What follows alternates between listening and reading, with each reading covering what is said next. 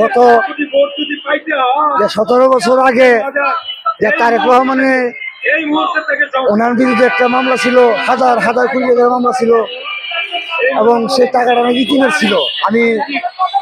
আমি নিজে জানতাম না, আমি মানুষের জানছি এবং বলতো, তখন আমি ওখানে পুরোপুরি জানি যে সেই টাকার জন্যই ওনাকে মামলা দেওয়া হয়েছিল। কিন্তু ওনাকে এই টাকার মামলাটা দেওয়া হয়েছিল, কিন্তু ওনাকে এত টাকা উনি মারে নাই, উনি এত টাকা মারতে পারে নাই। কিন্তু ওনার স্বৈরাচারের ষড়যন্ত্র ছিল, স্বৈরাচারের ষড়যন্ত্র ছিল বলতেই ওনার উপরে একটা দুঃসাবত দেওয়া হয়েছিল যে হাজার হাজার কোটি টাকার মামলা দিয়ে ওনাকে জেলের ভিতরে নিয়েছিল। নেওয়ার পরে ওনাকে অনেক হেস্তনেস্ত করা হয়েছে এবং রিমান্ডে মার দেওয়া হয়েছে, বা ওনার উপরে অনেক অত্যাচার করা হয়েছে এই টাকার জন্যই। এবং ওনাকে আরো রিমান্ডে নেওয়ার জন্য জিজ্ঞাসা করা হয়েছিল যে আরো কত হাজার কোটি টাকা উনি মারছে, কিন্তু উনি এক কথাই বলেছে যে আমি টাকা মারি নাই, বাংলাদেশের টাকা আমি মারি নাই, বাংলাদেশের টাকা বাংলাদেশে রয়েছে। কিন্তু আমরা সাধারণ জনগণকে বুঝাই দিয়েছে স্যার উনি হাজার হাজার কোটি টাকা নাকি পাচার করেছে। কিন্তু এটা ছিল বাংলাদেশের স্বৈরাচারের একজন ষড়যন্ত্র। 5 আগস্টের পরে যে আমি যে আন্দোলনে ছিলাম 4 আগস্টে, আমি 4 আগস্টে আন্দোলন করে সকালবেলা আমি বাড়িতে গেছি।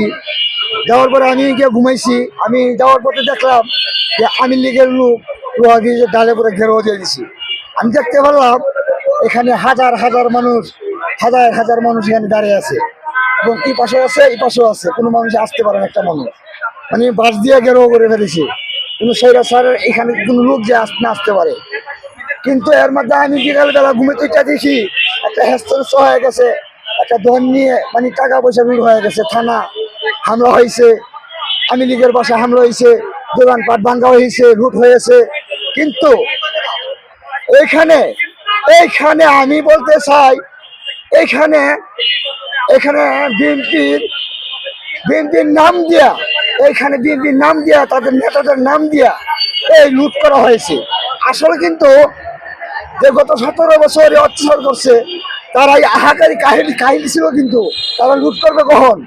তারা তো গহরে তারা কাহিনী হয়ে বসেছিল, তারা লুট করে নাই, লুট করছে আমাদের কিছু লোক এবং বিএনপির কিছু লোক আছে যারা নিশাপানি করে, তারা তাদের নাম দিয়ে এই দেশের ভিতরে একটা ষড়যন্ত্র করার চেষ্টা করেছিল।